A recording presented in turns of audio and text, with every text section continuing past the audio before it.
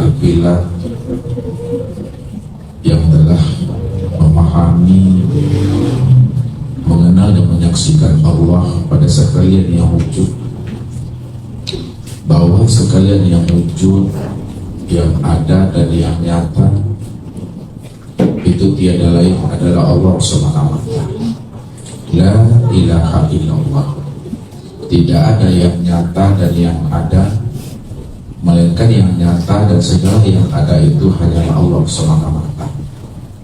Disitulah sebagai seorang arifillah yang telah kasar, mudah bagi dirinya untuk mengingat dan menyaksikan Allah itu wujud pada segala sesuatu yang ada ini. Karena tidak ada yang wujud selain daripada dirinya. Kalau ada yang wujud selain daripada dirinya, maka selain daripada dirinya itu juga adalah kenyataan daripada dirinya sendiri. Lalu bagaimana cara kita Bapak Ibu untuk mengingat dan menyaksikan Allah itu pada setiap aktivitas, perbuatan dan pekerjaan yang kita lakukan sehari-hari? Tentunya orang yang arifillah, orang yang telah mengenal dan memahami akan kewujudan Allah pada sekalian alam itu, tidak sulit bagi dirinya untuk mengingat dan menyaksikan Allah itu. Semua aktivitas dan pekerjaan yang dia lalui sampai habisnya usia umurnya, dia tetap bisa mengingat dan menyaksikan Allah. Qiyamau wa qu'uda wa ala junubihim. Baik pekerjaannya itu pada saat berdiri, pada saat duduk dan berbaring.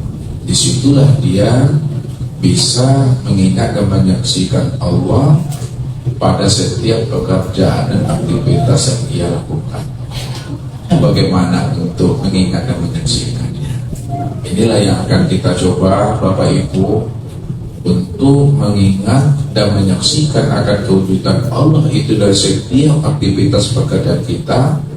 Kita mesti mengalami suatu proses namanya fana. Nah, proses fana ini yang diingatkan Rasul kepada kita. Mutu qabla an tamutu. Matikan dirimu sebelum ajalmu sampai. Matikan diri sebelum usia umur ini selesai. Matikan diri sebelum Israel itu datang kepada diri kita. Kalau diri kita telah fana, diri kita telah hapus, diri kita telah mati, maka pada saat telah hapus dan fana serta matinya diri kita, pada saat itu pula lah kita mengingat dan menyaksikan Allah itu.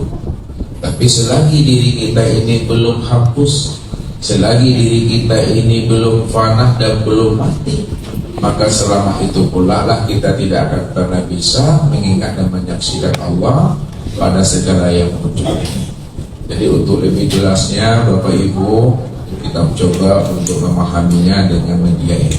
Baik Bapak Ibu yang dimuliakan Allah, cara untuk mengingat dan menyaksikan Allah itu dengan jalan fana. Jadi cara untuk ingat dan menyaksikan Allah pada setiap aktivitas pekerjaan yang kita lakukan sehari-hari, baik dalam keadaan berdiri, dalam keadaan duduk, dalam keadaan berbaring, bagaimana kita bisa ingat dan menyaksikan Allah? Karena Allah itu wujud yang nyata pada sekalian alam ini. Bahwa tidak ada yang nyata, tidak ada yang wujud, melainkan hanya Allah semata-mata. Maka proses untuk ingat dan menyaksikan akan diri Allah yang nyata dan maha wujud itu, bagi diri insan itu hendaklah kita memfanakan akan diri. Karena ini yang Allah maksudkan kepada diri kita ini Bapak Ibu.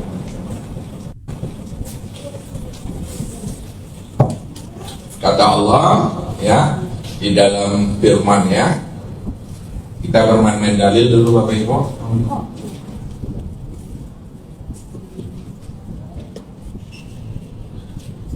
La ilaha illallah. Tidak ada yang nyata, melainkan yang nyata itu hanya Allah. Tidak ada yang wujud melainkan yang wujud itu hanya Allah. Yang kedua, Allah katakan kullu min indillah.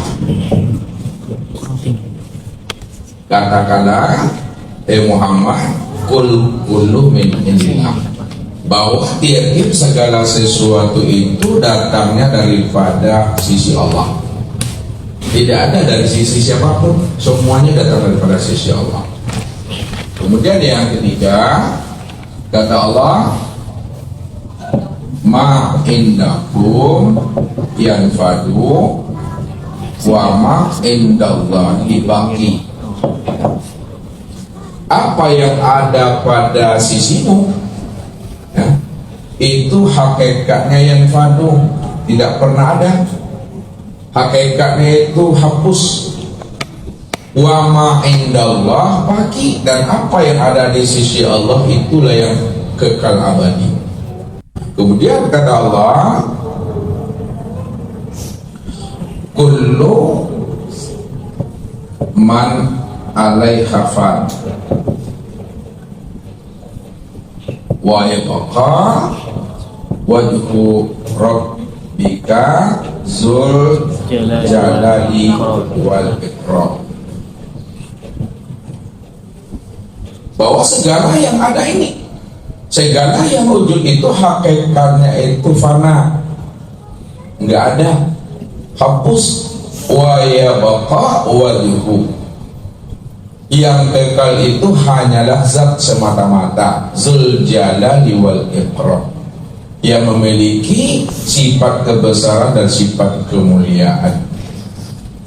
Jadi banyak lagi ayatnya Bapak Ibu. Allah katakan, ya, la ilaha illallah kullu sayyin halikun illa wajhahu. Tidak ada yang nyata, hanya Dia. Tidak ada yang wujud, hanya Dia.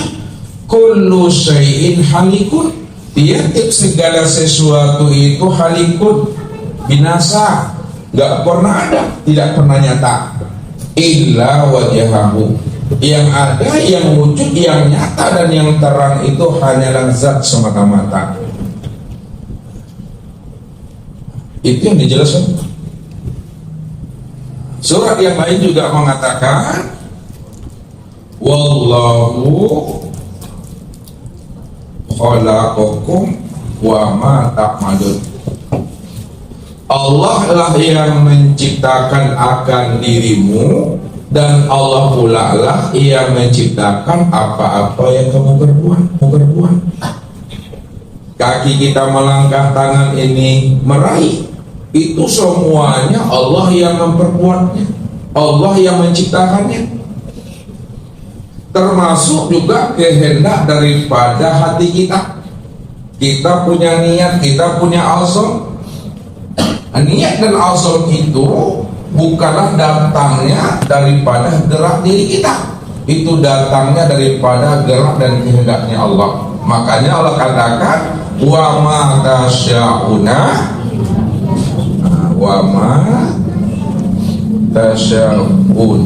illa ayyasha Allah. Wa ma tasyauna, dan tidaklah kamu bisa berkehendak illa ayyasha Allah, melainkan nyatanya kehendak Allah pada dirimu. Dalam surat lain juga dijelaskan Allah, wa ma romaita iz romaita walakinnallaha roma. Wa ma romaita, tidaklah engkau yang melempar, hai Muhammad. Iz romaita, ketika engkau melempar. Walakinnallaha roma, akan tetapi Allah lah yang melempar. Disinilah kita mesti mempertajam pandangan hati kita untuk menilainya Allah yang wujud pada segala sesuatu. Karena tidak ada segala sesuatu, melainkan segala sesuatu itulah nyatanya fiilnya Allah, nyatanya perbuatan dan pekerjaan Allah itu. Ini pandangan orang alim begitu.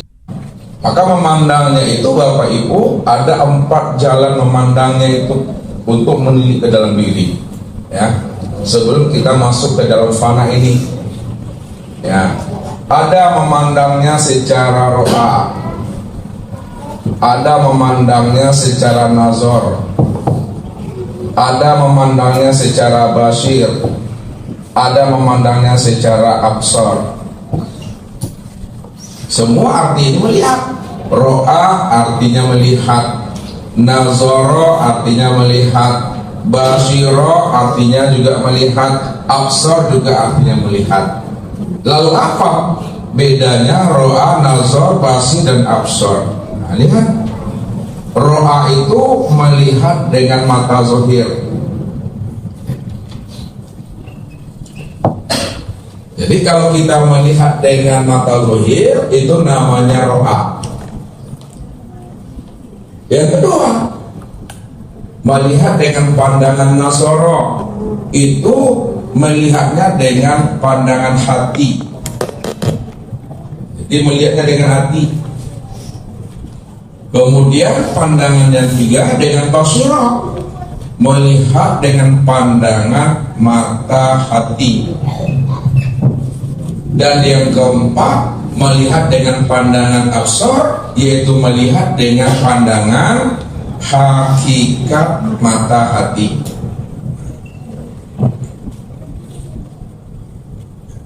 Kalau kita sudah bisa melihat dengan hakikat pandangan mata hati, maka yang tertilik, yang berbuat pada diri ini, di luar diri ini, sebesar zarah tidak ada perbuatan makhluk dan hamba.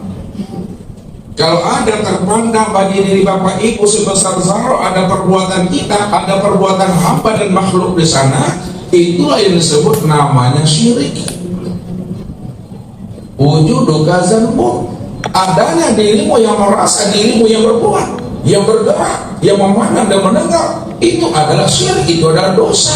Itu disebut namanya najis batin. Jadi kalau diri kita ini sudah kena najis batin Bapak Ibu, walaupun 7 samudera untuk membersihkan diri ini, tidak akan pernah bersih dan suci. Beda halnya kalau diri kita ini kena najis zahir, seperti najis anjing, najis babi, kotoran bayi, ya, muntah, darah. Itu bisa dibersihkan dengan air yang ada di sumur, yang ada namanya di keran itu, ya, bisa dibersihkan, bisa dicuci, karena sifatnya zahir. Maka mensucikan dan membersihkan najis yang zahir yang mesti dengan air yang zahir, tapi membersihkan najis yang batin tidak pernah bisa dicuci dan dibersihkan dengan air yang zahir yang ada di muka bumi ini. Yang bisa mensucikan najis yang batin itu airnya tidak turun dari langit, tidak pula dia itu mencurah dari bumi, tidak berubah rasa, wujud dan baunya. Itu disebut namanya air baharullah, air ma'rifatullah, air keikhlasan, air tauhid. Ini yang mampu membersihkan. Maka begitulah kita sebenarnya. Bagaimana diri kita ini betul-betul hapus dan wujud di hadapan Allah. Kalau diri kita ini telah hapus wujud kita, sifat kita ke dalam wujud dan sifatnya Allah, maka ketika itulah kita bisa mengingat dan menyaksikan akan Allah. Karena Allah cuma yang ada pada segala sesuatu ini. Segala sesuatu yang ada, segala sesuatu yang wujud, hanya diri Allah semata-mata Bapak Ibu. Disitulah letaknya Allah itu qiyamuhu binafsihi. Allah itu cuma yang berdiri dengan sendirinya, karena dirinya cuma yang ada. Itulah makna daripada laisa kamitslihi syai'un. Dia tidak serupa dengan sesuatu, tidak bisa disamakan dengan sesuatu. Kenapa Allah itu tidak serupa dengan sesuatu, tidak sama dengan sesuatu? Karena segala sesuatu itu kenyataan dirinya. Segala sesuatu itu tidak ada. Kalaulah segala sesuatu itu tidak ada, maka tidak bisa kita menyandingkan, menyamakan diri Allah itu dengan yang tidak ada. Kalau kita menyandingkan Allah dengan sesuatu, sedangkan sesuatu itu adalah wujud dirinya. Dirinya cuma yang ada, Bapak Ibu. Dirinya cuma yang wujud. Kalau diri Allah cuma yang wujud, yang ada, maka kita tidak bisa menyandingkan diri Allah itu dengan sesuatu yang lain. Karena sesuatu yang lain itu tidak ada. Sesuatu yang lain itu hapus, tiada. Yang ada hanya Allah semata-mata. Disitulah tidak ada pembandingnya. Ini letaknya tauhid yang sebenarnya. Jadi tauhid itu hanya memandang akan wujud keesaan Allah secara mutlak. Hanya dia. Kullu syai'in halikun. Segala sesuatu itu halik, tidak ada. Kalau segala sesuatu itu halik, tidak ada, tidak mungkin kita akan menyandingkan diri Allah kepada sesuatu yang tidak ada. Illa wajhahu, yang ada, yang wujud, yang nyata hanya dirinya semata-mata, Bapak Ibu. Ini dasarnya. Dalam surah Ar-Rahman juga dikatakan Allah, kullu man 'alaiha fan, segala yang ada dalam pandangan zahir, semuanya itu bersifat fana, enggak ada. Yang bako, yang kekal hanyalah zat semata-mata. Inilah kita selalu menafikan, ya, dan mengisbatkan kalimat tauhid itu di dalam hati kita. La ilaha illallah. La ilaha ini nafi namanya, Bapak Ibu. Illallah itu isbatkan. Tidak ada yang wujud, tidak ada yang nyata, melainkan yang wujud dan yang nyata itu hanya Allah. Kalau Allah cuma yang wujud, kalau Allah cuma yang nyata, maka segala yang wujud pada sekalian alam, pada diri kita dan di luar diri kita, itu tiada lain nyatanya wujud Allah semata-mata. Disitulah Bapak Ibu bisa melihat Allah, bisa menyaksikan Allah waktu berdiri, waktu duduk, waktu berbaring, dari setiap perbuatan, aktivitas dan pekerjaan yang kita lakoni sampai mati kita, Bapak Ibu. Itu yang namanya berkekalan. Tapi cara, jalan untuk bisa kita mengingat dan menyaksikan Allah itu, yaitu dengan jalan fana. Fana ini kuncinya. Betul-betul kita hapuskan diri kita ini. Yang mana yang diri kita? Kalau kita dah paham diri kita yang mana secara zahir dan batin, maka tilitlah dengan pandangan ro'a, tilit dengan pandangan nazara, tilit dengan pandangan basira, tilit pula dengan pandangan absar, maka nampaklah wujud yang hakiki itu. Nampaklah wujud Allah yang sebenar-benar nyata dan ada, serta wujud pada sekalian alam, pada diri kita, dari setiap gerak dan diam itu hanya Allah lah yang qiyamuhu binafsihi itu. Caranya Bapak Ibu, insan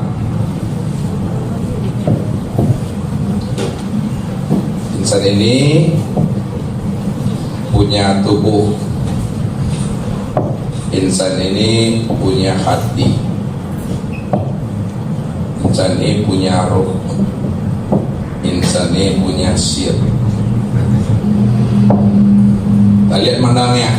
Ini memandangnya dengan ro'a, dengan nazara, dengan basira dan absar. Kita tilik ke dalam. Secara pandangan ro'a, pandangan zuhir, maka kelihatan tubuh ini yang bergerak, tubuh ini yang berbuat, ya. Apapun yang kita lakoni setiap hari, pekerjaan kita, aktivitas kita, profesi kita, maka yang terlihat secara pandangan mata zuhir itu hanyalah perbuatan tubuh. Kalau yang terlihat adalah perbuatan tubuh, tidak terpandang perbuatan dan fiilnya Allah, itu syirik. Syirik itu yang dikatakan pandangan yang tidak beribadah, pandangan yang berdosa. Adalah pandangan yang tidak mampu memandang fiil dan perbuatan Allah pada perbuatan tubuhnya ini. Ini yang dikatakan Rasul. Man nazara ila syai'in ma lam yarallaha bihi fa huwa batil. Barang siapa yang bisa memandang kepada sesuatu, baik pada dirinya, waktu memandang, waktu mendengar, waktu berkata, lalu dia tidak mampu memandang Allah pada dirinya yang berbuat, itulah pandangan yang berdosa. Itulah pandangan yang tidak berfaedah, itulah pandangan yang tidak bernilai pahala. Maka perbuatan tubuh ini yang kita fanakan, kita hancurkan, kita hapuskan dalam pandangan hati kita. Zahirnya memang nampak tubuh yang berbuat, tapi pandang dengan pandangan nazar, ya, yang berbuat itu tidak lain adalah perbuatan hati. Jadi fanakalah perbuatan tubuh pada hati, maka nyatalah perbuatan hati yang berbuat. Hanya dikatakan oleh orang-orang tua kita bahwa yang zahir menunjukkan yang yang zahir menunjukkan yang batin. Apa yang diperbuat oleh tubuh itu sebenarnya adalah nyatanya perbuatan hati. Itu fana. Setelah nampak dan nyata perbuatan hati yang berbuat pada perbuatan tubuh, jangan tertahan pada pandangan hati, jangan hanya tertahan pada pandangan nazar, tilik lagi ke dalam. Fanakanlah hati itu pada ruh, maka nyatalah perbuatan ruh itu yang berbuat. Nyatalah ruh itu yang berbuat pada hati. Jadi bukan hati yang berbuat, Bapak Ibu, yang berbuat itu nyatanya perbuatan ruh. Kalau tidak ada haru, mana hati berkehendak, mana hati berirodah, tidak bisa. Jadi apa yang diperbuat oleh hati itu sebenarnya nyatanya perbuatan ruh. Setelah tahu kita bahwa ruh itu yang berbuat senyata-nyatanya, sejelas-jelasnya pada diri, jangan tertahan pada perbuatan ruh, jangan tertahan pada pandangan basir. Leburkan kembali, fanakan kembali, tilik lagi pada ruh itu. Fanakanlah ruh itu pada sir, maka nyatalah sir itu yang berbuat pada ruh. Leburkan ruh ini pada sir, maka terlihatlah bahwa sir itulah yang berbuat pada ruh itu. Ketika kita sudah bisa memandangkan ruh pada sir, lalu nampak nyatanya perbuatan sir yang berbuat pada ruh, jangan Bapak Ibu tertahan pada pandangan sir. Pilih lagi dengan pandangan absur, dengan pandangan hakikat mata hati. Kalau kita sudah bisa memandang dengan pandangan hakikat mata hati, itu disebut namanya pandangan ma'rifat. Fanakanlah perbuatan sir itu pada zat, maka nyatalah zat itu semata-mata yang berbuat. Inilah yang disebut pandangan ma'rifat. Ini yang disebut namanya pandangan yang tembus. Ini yang disebut namanya pandangan yang kasar. Inilah yang dikatakan pandangan arif billah. Jadi pandangan yang arif billah, orang yang tidak lagi berjarak antara dirinya dengan Allah, dialah yang bisa memandang kewujudan Allah yang nyata, yang berkehendak, yang berbuat semata-mata. Karena dia cuma yang wujud, dia cuma yang ada. Selain dirinya tidak pernah ada. Selain dirinya tidak pernah wujud, selain dirinya tidak pernah nyata. Yang nyata, yang wujud, yang ada itu hanya diri Allah semata-mata. Ini pandangan orang yang aribillah, pandangan orang yang kasar, pandangan yang bernilai pahala, pandangan yang bernilai kebaikan dan faedah hidup.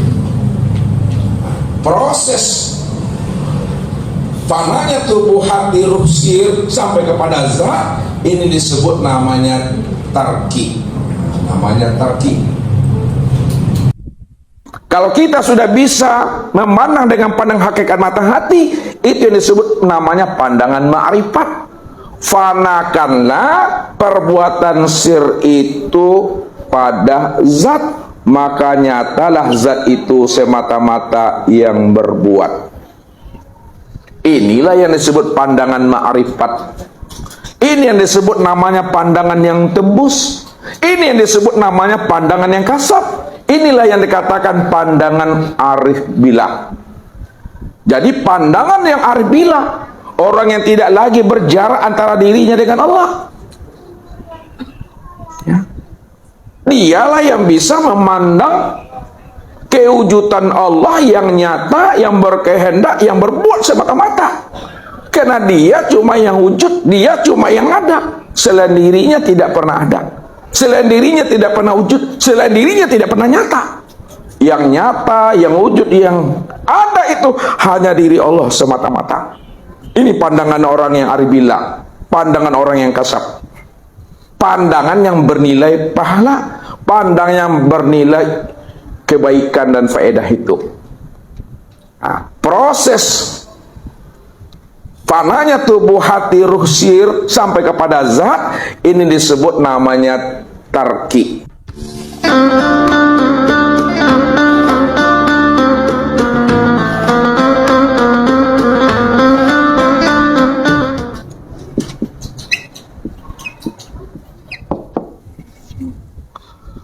Ya, tarki itu memandangnya dari bawah ke atas. Ya, memandang dari bawah ke atas. Itu tarki namanya. Nah, sekarang kita lakukan namanya proses tanazul. Dari atas ke bawah. Kan zat cuma yang berdiri Bapak Ibu. Ini Allah katakan itu dalilnya la ilaha illallah tuh. La ilaha illallah. Nah, secara makna marifatnya apa artinya nih? Tidak ada. Secara makrifat? Ya, la maujud illallah. Tidak ada yang wujud, tidak ada yang ada, tidak ada yang nyata, melainkan yang wujud, yang ada dan yang nyata itu hanya Allah semata-mata. Di sini nampaknya qiyamu bi nafsihi itu berdiri dengan sendirinya. Ya, dirinya cuma yang ada Bapak Ibu. Pada segala yang ada, pada segala yang wujud, pada di luar diri, pada segala sesuatu. Segala sesuatu itu juga nyatanya akan wujud dirinya. Sekarang nyatanya kudrat. Nah, lihat. Nyatanya kudrat dan iradat zat pada sir, maka kelihatanlah sir ini yang berbuat. Nah, nyatanya kudrat dan iradat zat pada sir, maka kelihatanlah sir itu yang berbuat. Nyatanya perbuatan sir pada ruh, maka nampaklah nyatanya ruh itu yang berbuat. Nyatanya perbuatan ruh pada hati, maka kelihatanlah hati itu yang berbuat. Nyatalah perbuatan hati kepada tubuh, maka nyatalah perbuatan tubuh itu yang berbuat.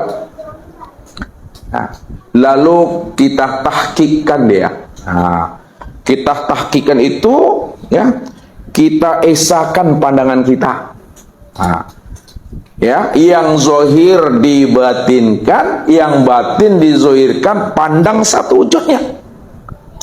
Ya, betul-betul la maujud illallah. Betul-betul tidak ada yang wujud yang nyata hanya Allah. Betul-betul kita ini berada dalam la ilaha illallah. Bagaimana cara mentahkikannya.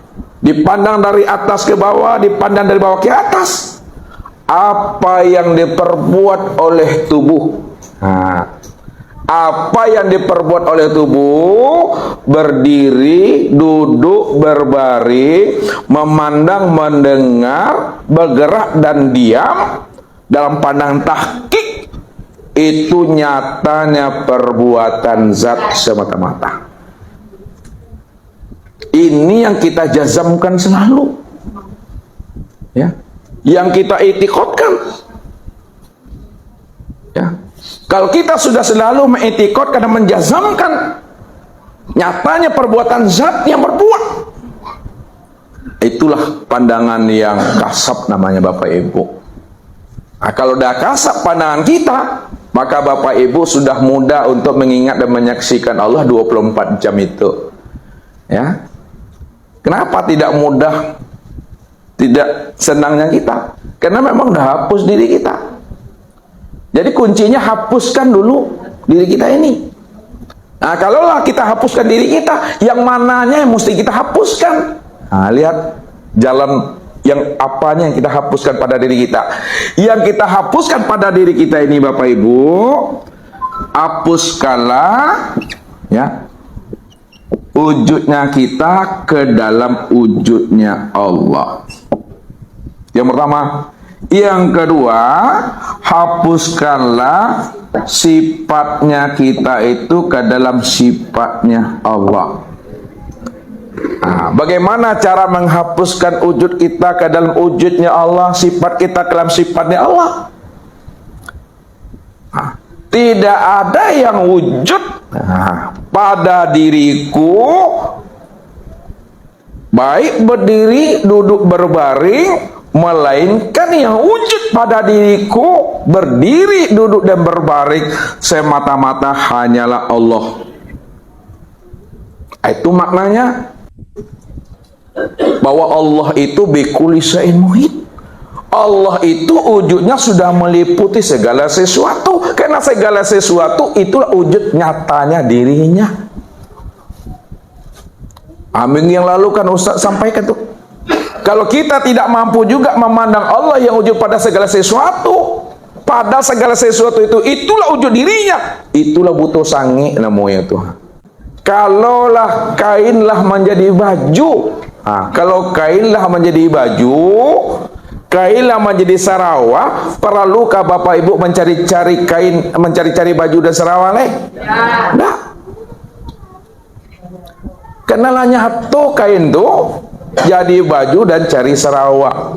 Tapi siapa yang tak mampu memandang kain, tak mampu dia melihat kain pada baju, tidak mampu pula dia melihat kain pada celana, itu yang butuh sange itu, yang sebenar-benar buta gitu, ya. Kalau tak mampu kita memandang kaca pada gelas, padahal gelas itu yang kaca, nih lihat. Nggak kaca, ada kaco.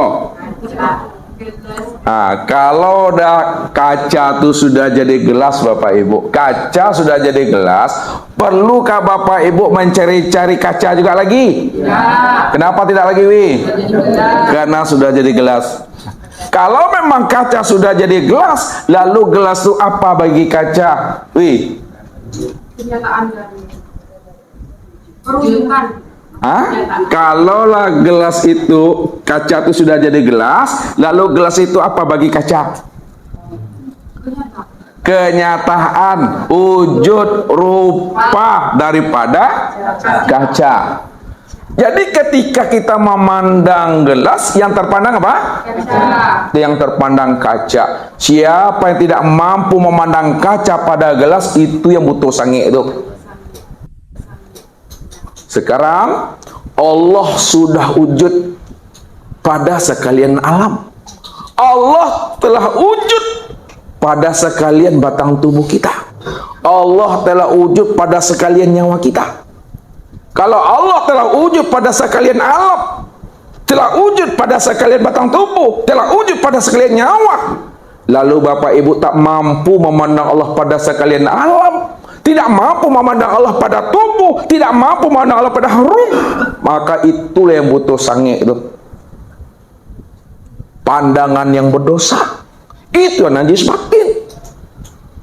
Bagaimana ibadah kita akan diterima Allah?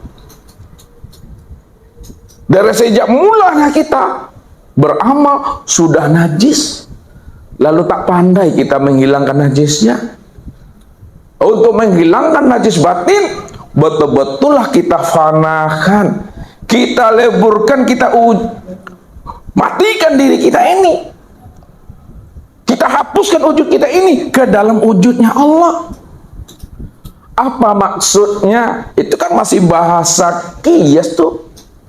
Apa maksudnya menghapuskan wujud diri, meleburkan wujud diri, mempanakan wujud diri? Mempanakan dan menghapuskan wujud diri kita ke dalam wujud dirinya Allah, itu maksudnya sadari sesadar-sadarnya wujud diri Bapak Ibu tuh enggak ada doh. Sadari sesadar-sadarnya bahwa wujud kita ini tidak pernah ada sama sekali sejak mula jadinya kita. Sadari, pahami, dimengerti. Sejak mula adanya diri kita tidak pernah ada. Pertanyaannya, kalaulah sejak mula adanya diri kita tidak pernah ada, kapan sejak mula adanya diri kita tidak pernah ada? Ini kan tinggikan channel sekete itu mah. Kena banyak tumbuh uban sudah tuh. Kapan diri kita ini sejak mula adanya tidak pernah ada? Diri kita ini sejak mula adanya tidak pernah ada pada saat Allah itu wujud. Pada saat Allah itu nyata, pada saat Allah itu telah terang dan jelas, pada saat itu pula lah diri kita tidak pernah ada sama sekali.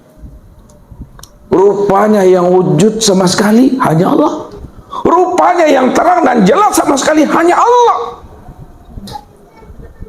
Itulah makna kul huwallahu ahad. Ingat kaji minggu yang lalu. Kul, ini surat apa nih?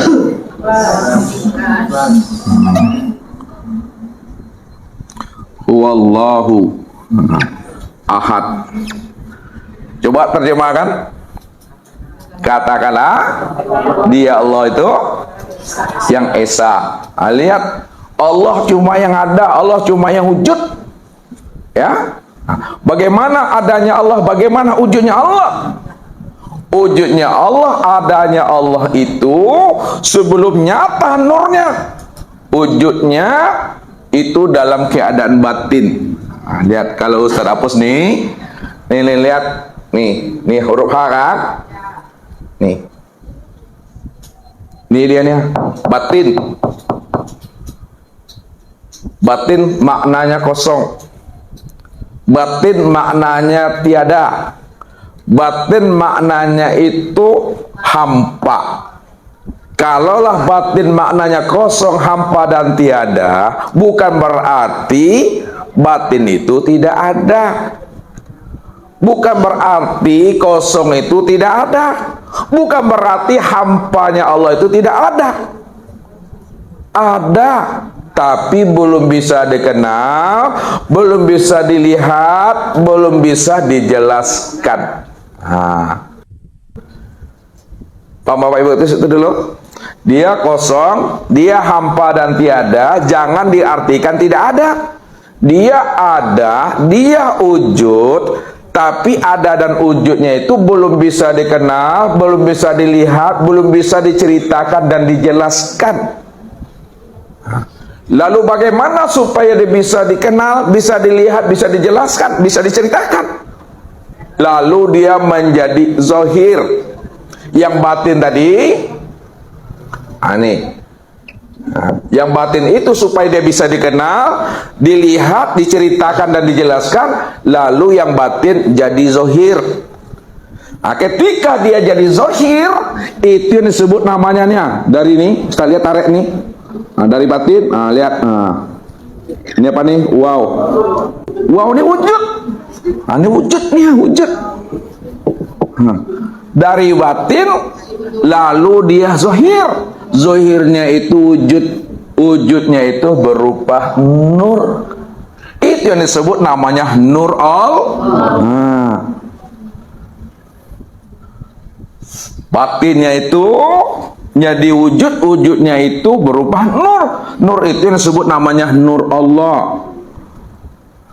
Nur Allah itu yang disebut namanya nur ilahi.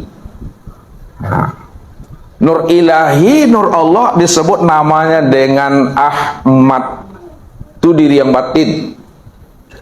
Ketika nur ilahi, nur Allah, Ahmad, nyata dia pada sekalian alam, nyata dia pada sekalian langit dan bumi, maka disebutlah namanya dengan Muhammad. Apa ayatnya tuh? Allah nurus samawati wal ar. Allah itu nur. Allah itu nur. Sekarang nurnya Allah itu yang zuhir tadi, yang disebut Ahmad itu, lalu nyata dia menjadi langit dan bumi, itu yang disebut namanya Muhammad. Maka Muhammad dengan Ahmad itu esa, jangan dipisahkan. Bukti Ahmad dan Muhammad esa satu, maka lihatlah arti Ahmad. Ahmad alif ha itu maknanya Allah, mim dal itu namanya Muhammad. Ahmad itu Allah Muhammad. Allah Muhammad itu yang esa, disebut namanya dengan Nur Muhammad. Lihat, Nur Muhammad. Jangan Bapak Ibu pandang dua ini. Nur Muhammad. Sekarang siapa Nur itu? Nur itu Allah. Ya. Nur itu Allah. Itu yang batin. Nih, Nur itu Allah, itu yang batin.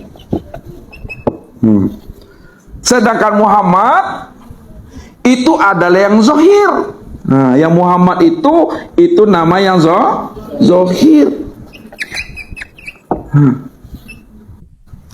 Jadi Allah Muhammad Allah itu esa dia, zahir dan batin. Pada diri Bapak Ibu sudah nyata Allah dan Muhammad itu. Ya. Yang Muhammad itu pada diri Bapak Ibu itu yang disebut namanya tubuh jasmani, yang disebut jasad. Sedangkan Allah itu pada diri Bapak Ibu yang disebut insan itu disebut namanya ruh. Makanya dikatakan Allahu ruhun wa Muhammadun jasadun. Allah itu ruh dan Muhammad itu jasad.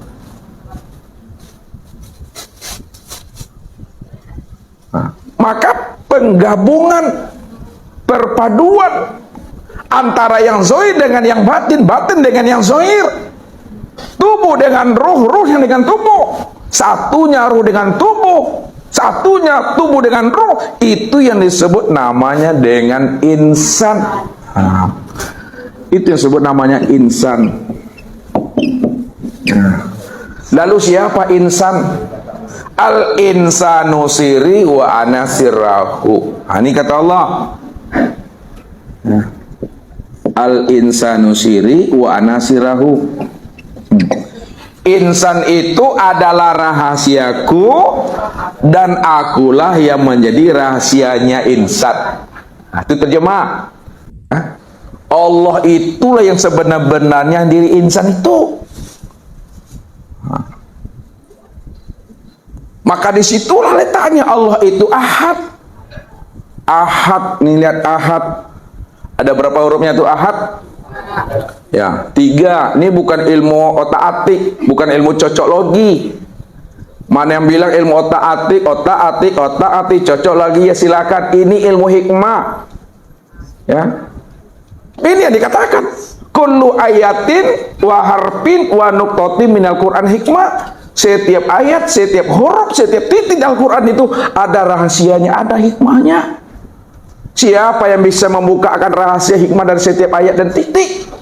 Kata Nabi, itu adalah orang-orang yang telah dibukakan Allah rahasia dirinya kepada orang yang dikehendakinya. Makanya ayat Al-Quran itu, ya, Ada makna zohirnya, ada makna batinnya. Wa fi ayatil Quran, ya, arbaatun asya. Setiap ayat Al-Quran itu ada 4 memahaminya, 4 jalan untuk membuka tabirnya. Yang pertama, al-ibarat. Yang kedua, al-isyarat. Yang ketiga, al-lataif. Yang keempat, al-haqa'iq. Al-ibaratun lil awam. Makna ibarat itu hanya bagi orang yang awam. Maka orang yang awam selalu mengatakan itu ilmu cocok logi, ilmu otak-atik katanya. Karena dia tidak mampu membuka tabir rahasia ayat itu. Yasin, Allahu a'lam bissawab. Hanya Allah yang tahu. Makna yang kedua, al-ibaratun lil hawas. Makna ibarat, makna yang tersirat itu bagi orang-orang yang khusus. Yasin itu maknanya ya insan. Wahai insan. Siapa insan? Insan itu Muhammad. Kemudian makna yang ketiga, al-lataif lil auliya. Makna yang halus itu diketahui hanya bagi orang-orang yang menjadi kekasih Allah atau wali Allah. Yasin, maknanya itu adalah Muhammad. Hei Muhammad. Jadi Muhammad itu di dalam Al-Quran itu nama beliau itu adalah Yasin. Yasin itu nama batinnya. Yang keempat, makna al-haqa'iq lil anbiya. Makna yang hakiki itu hanyalah diberikan kepada para nabi dan rasul. Yasin, maknanya yasir, hai rahasia. Siapa rahasia itu? Adalah Allah yang wujud dan nyata pada Muhammad. Maka Allah katakan Ahad. Nih, Ahad Esa. Alif, ha dan dal. Alif ini ya Allah. Ha itu Muhammad, dal itu adalah Adam. Allah, Muhammad dan Adam. Satu orangnya tuh. Allah tuh namaku. Muhammad itu wujud diriku. Adam itu rupaku. Makanya Allah, Muhammad, Adam itu disebut namanya insan. Insan itu rahasiaku dan akulah yang menjadi rahasia insan itu. Kalau aku yang menjadi rahasia insan, itu sebenarnya aku itulah sebenarnya yang disebut insan itu, Tuhan. Itulah pandangan yang kasab itu. Bapak Ibu sudah bisa untuk mengingat dan menyaksikan Allah 24 jam. Apapunlah profesi kita, gurukah kita, pedagangkah kita, menggalaskah kita, apapun, bisa kita menyaksikan Allah pada diri sendiri dari semua aktivitas dan perbuatan kita itu. Kalau tak nampak, tak nyata Allah pada diri dari semua aktivitas kita, itu yang katakan orang yang buta. Orang yang buta apa kata Allah? Makanya Allah, Muhammad, Adam itu disebut namanya insan. Insan itu rahasiaku dan akulah yang menjadi rahasia insan itu. Kalau aku yang menjadi rahasia insan, itu sebenarnya aku itulah sebenarnya yang disebut insan itu, Tuhan. Itulah pandangan yang kasab itu. Bapak Ibu sudah bisa untuk mengingat dan menyaksikan Allah 24 jam. Apapunlah profesi kita, gurukah kita, pedagangkah kita, menggalaskah kita, apapun, bisa kita menyaksikan Allah pada diri sendiri dari semua aktivitas dan perbuatan kita itu. Kalau tak nampak, tak nyata Allah pada diri dari semua aktivitas kita, itu yang katakan orang yang buta. Orang yang buta apa kata Allah?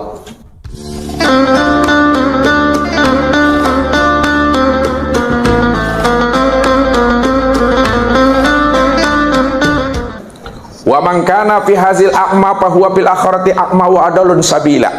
Barang siapa yang tidak memahami, tidak mengenal dan menyaksikan aku yang telah wujud, aku yang telah nyata pada segala yang ada, pada segala yang wujud, maka itulah orang yang buta. Siapa yang buta di dunia, buta di akhirat. Siapa yang buta di waktu hidupnya, maka buta di waktu matinya. Orang yang buta di waktu hidup, buta di waktu mati. Orang yang buta di waktu di dunia, buta pula di akhirat. Wa adalun sabila, maka dialah orang yang tersesat. Sesatnya yang bagaimana, kata Allah? Ulaika fi dolalim ba'id. Sesatnya mereka tu amat sangat jauh, kata Allah. Orang yang tersesat yang sangat jauh, itu tempatnya di neraka, Bapak Ibu. Tidak ada lain lagi. Itulah tempatnya orang yang terperosok. Maka di dunia inilah kita untuk menilik dan menyenter serta menyilau siapa diri kita yang sebenarnya. Kalau kita sudah bisa menilik, menyilau dan menyenter diri kita yang sebenarnya, bahwa diri kita ini tidak ada, yang ada hanya Allah, maka Allah lah yang wujud itu. Kalau Allah lah yang wujud, maka dialah yang melihat itu. Allah yang melihat. Inilah yang dimaksudkan tadi.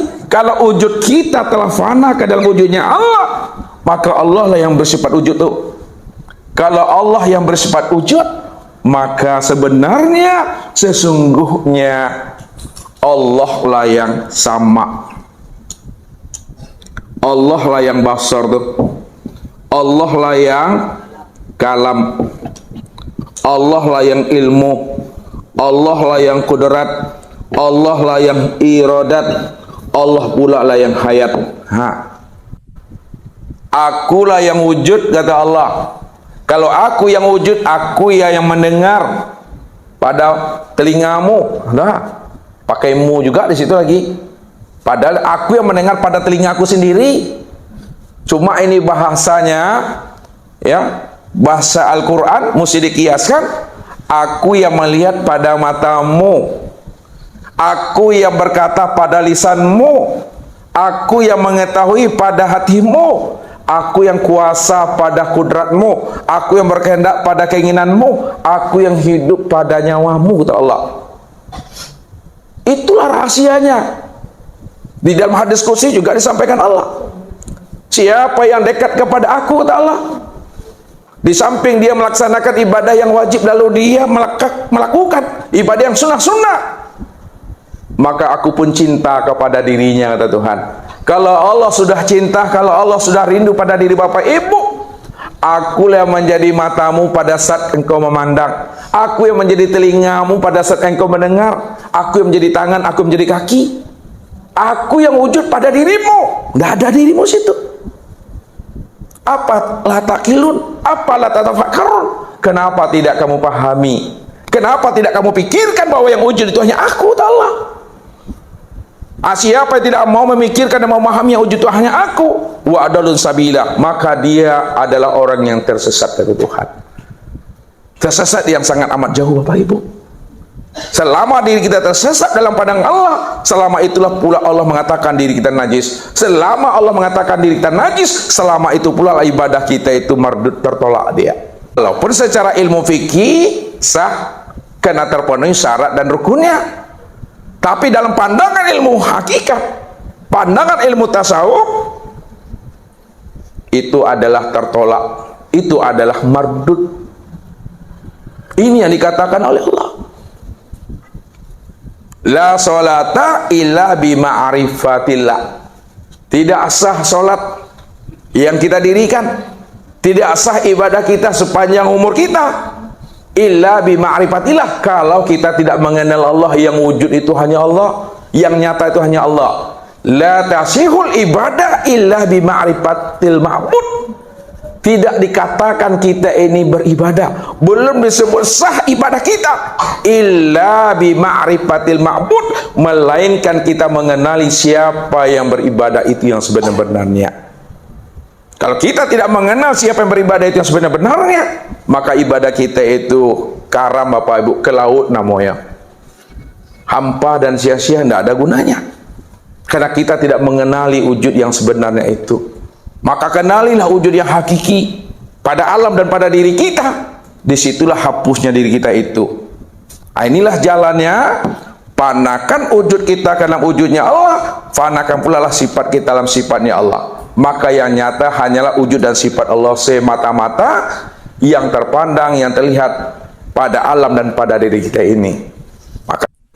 Makanya orang-orang tarikat, Bapak Ibu, orang-orang ahli tasawuf, selalu dia menjazamkan sebelum dia takbir. Waktu salat, sebelum takbir, sebelum angkat tangan, ada itikad hatinya, la maujudan bil haqqi ilallah. Tidak ada yang wujud pada diriku nia, kulit, daging, urat, tulang, limpa, hati, jantung, rabu, empedu, buah punggung, ruh dan sir itu hanya Allah. La sami'an bil haqqi ilallah. Tidak ada yang mendengar pada pendengaranku ini melainkan yang sebenarnya mendengar itu hanyalah Allah. La basiran bil haqqi ilallah. Tidak ada yang melihat pada penglihatanku ini melainkan yang sebenarnya melihat itu adalah Allah. La mutakalliman bil haqqi ilallah. Tidak ada yang berkata pada lisanku ini melainkan yang berkata pada lisanku itu hanya Allah. La aliman, la qadiran, la muridan, la hayyan bil haqqi ilallah. Tidak ada yang mengetahui, berkuasa, berkehendak dan hidup pada diriku ini melainkan yang mengetahui kuasa dan hidup pada diriku itu hanyalah Allah semata-mata. Udah nampak dia Allah, Bapak Ibu. Telah terang Allah dalam pandangan hati dan jiwanya. Telah wujud Allah itu pada dirinya. Ketika itulah baru dia mengangkat tangan, Allahu Akbar. Bahwa Allah itu bikulli syai'in muhit. Allah itu wujudnya sudah meliputi segala sesuatu. Karena segala sesuatu itulah wujud nyatanya dirinya. Amin yang lalu kan Ustaz sampaikan tuh. Kalau kita tidak mampu juga memandang Allah yang wujud pada segala sesuatu, pada segala sesuatu itu, itulah wujud dirinya. Itulah butuh sangi namanya itu. Kalaulah kainlah menjadi baju, kalau kainlah menjadi baju, kainlah menjadi sarawak, perlukah Bapak Ibu mencari-cari kain, mencari-cari baju dan sarawak leh? Nah, kenalanya tuh kain tuh jadi baju dan cari sarawak. Tapi siapa yang tak mampu memandang kain, tak mampu dia melihat kain pada baju, tidak mampu pula dia melihat kain pada celana, itu yang butuh sange itu. Yang sebenar-benar buta gitu. Ya. Kalau tak mampu kita memandang kaca pada gelas, padahal gelas itu yang kaca, nih lihat. Nggak kaca, ada kaco. Kalau udah kaca tuh sudah jadi gelas, Bapak Ibu, kaca sudah jadi gelas, perlukah Bapak Ibu mencari-cari kaca juga lagi? Ya. Kenapa tidak lagi, Wi? Karena sudah jadi gelas. Kalau memang kaca sudah jadi gelas, lalu gelas itu apa bagi kaca, Wi? Kenyataan dari perwujudan. Kalaulah gelas itu, kaca itu sudah jadi gelas, lalu gelas itu apa bagi kaca? Kenyataan, wujud, rupa daripada kaca. Jadi ketika kita memandang gelas, yang terpandang apa? Kaca. Yang terpandang kaca. Siapa yang tidak mampu memandang kaca pada gelas, itu yang butuh sange itu. Sekarang Allah sudah wujud pada sekalian alam. Allah telah wujud pada sekalian batang tubuh kita. Allah telah wujud pada sekalian nyawa kita. Kalau Allah telah wujud pada sekalian alam, telah wujud pada sekalian batang tubuh, telah wujud pada sekalian nyawa, lalu Bapak Ibu tak mampu memandang Allah pada sekalian alam, tidak mampu memandang Allah pada tubuh, tidak mampu memandang Allah pada ruh, maka itulah yang butuh sange itu. Pandangan yang berdosa, itu yang najis batin. Bagaimana ibadah kita akan diterima Allah? Dari sejak mulanya kita beramal sudah najis, lalu tak pandai kita menghilangkan najisnya. Untuk menghilangkan najis batin, betul-betullah kita fanakan, kita leburkan, kita matikan diri kita ini, kita hapuskan wujud kita ini ke dalam wujudnya Allah. Apa maksudnya? Itu kan masih bahasa kias tuh. Apa maksudnya menghapuskan wujud diri? meleburkan wujud diri, mempanahkan wujud diri, mempanahkan dan menghapuskan wujud diri kita ke dalam wujud dirinya Allah. Itu maksudnya sadari sesadar-sadarnya wujud diri Bapak Ibu tuh enggak ada dok. Sadari sesadar-sadarnya bahwa wujud kita ini tidak pernah ada sama sekali sejak mula jadinya kita. Sadari, pahami, dimengerti. Sejak mula adanya diri kita tidak pernah ada. Pertanyaannya, kalaulah sejak mula adanya diri kita tidak pernah ada, kapan sejak mula adanya diri kita tidak pernah ada? Ini gak tinggikan channel seketik itu mah. Kena banyak tumbuh uban sudah tuh. Kapan diri kita ini sejak mula adanya tidak pernah ada? Diri kita ini sejak mula adanya tidak pernah ada pada saat Allah itu wujud. Pada saat Allah itu nyata, pada saat Allah itu telah terang dan jelas, pada saat itu pula lah diri kita tidak pernah ada sama sekali. Rupanya yang wujud sama sekali hanya Allah. Rupanya yang terang dan jelas sama sekali hanya Allah. Itulah makna kul huwallahu ahad. Ingat kaji minggu yang lalu. Kul, ini surat apa nih?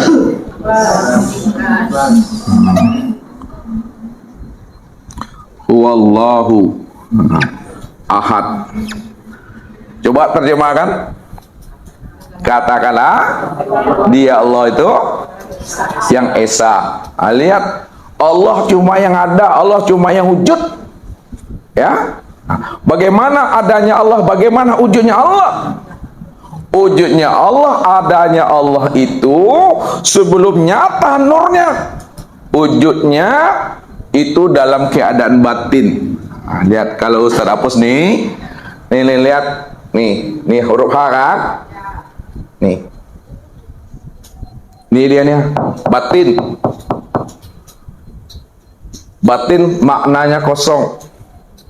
Batin maknanya tiada. Batin maknanya itu hampa.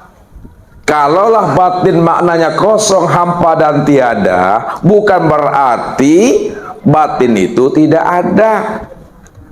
Bukan berarti kosong itu tidak ada. Bukan berarti hampanya Allah itu tidak ada. Ada, tapi belum bisa dikenal, belum bisa dilihat, belum bisa dijelaskan. Pak Bapak Ibu itu dulu. Dia kosong, dia hampa dan tiada, jangan diartikan tidak ada. Dia ada, dia wujud, tapi ada dan wujudnya itu belum bisa dikenal, belum bisa dilihat, belum bisa diceritakan dan dijelaskan. Lalu bagaimana supaya dia bisa dikenal, bisa dilihat, bisa dijelaskan, bisa diceritakan? Lalu dia menjadi zahir. Yang batin tadi, yang batin itu supaya dia bisa dikenal, dilihat, diceritakan dan dijelaskan. Lalu yang batin jadi zahir. Ketika dia jadi zahir, itu yang disebut namanya nih. Dari ini, kita lihat tarik nih. Dari batin, lihat.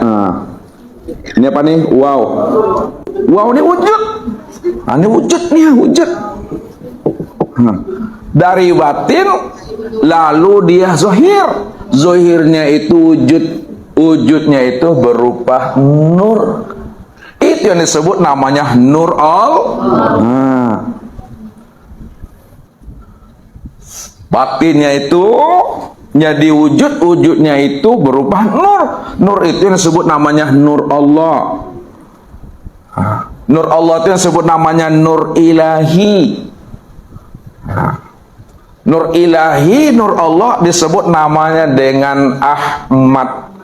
Itu diri yang batin.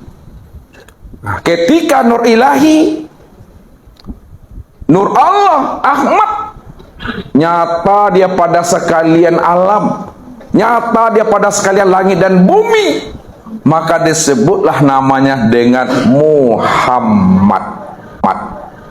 Apa ayatnya tuh? Allah nurus samawati wal ard. Allah itu nur. Allah itu nur. Sekarang nurnya Allah itu yang zuhir tadi, yang disebut Ahmad itu, lalu nyata dia menjadi langit dan bumi. Itu yang disebut namanya Muhammad. Maka Muhammad dengan Ahmad itu esa, jangan dipisahkan. Bukti Ahmad dan Muhammad esa satu, maka lihatlah arti Ahmad. Ahmad alif ha itu maknanya Allah, mim dal itu namanya Muhammad. Ahmad itu Allah Muhammad.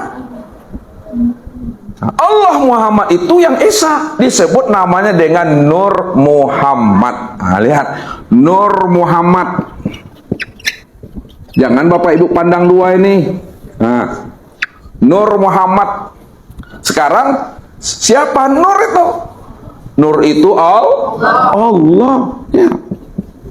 Nur itu Allah. Itu yang batin. Nih, Nur itu Allah, itu yang batin. Sedangkan Muhammad itu adalah yang zahir. Nah, yang Muhammad itu nama yang zahir. Jadi Allah Muhammad Allah itu esa dia, zahir dan batin. Pada diri Bapak Ibu sudah nyata Allah dan Muhammad itu. Ya. Yang Muhammad itu pada diri Bapak Ibu itu yang disebut namanya tubuh jasmani, yang disebut jasad. Sedangkan Allah itu pada diri Bapak Ibu yang disebut insan itu disebut namanya ruh. Makanya dikatakan Allahu ruhun wa Muhammadun jasadun. Allah itu ruh dan Muhammad itu jasad.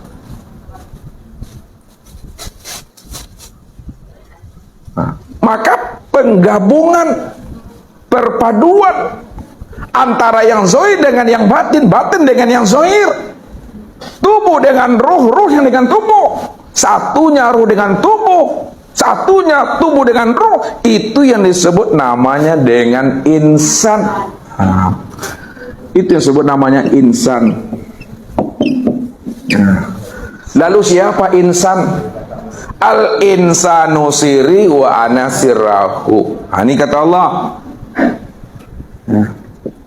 Al insanu siri wa ana sirrahu.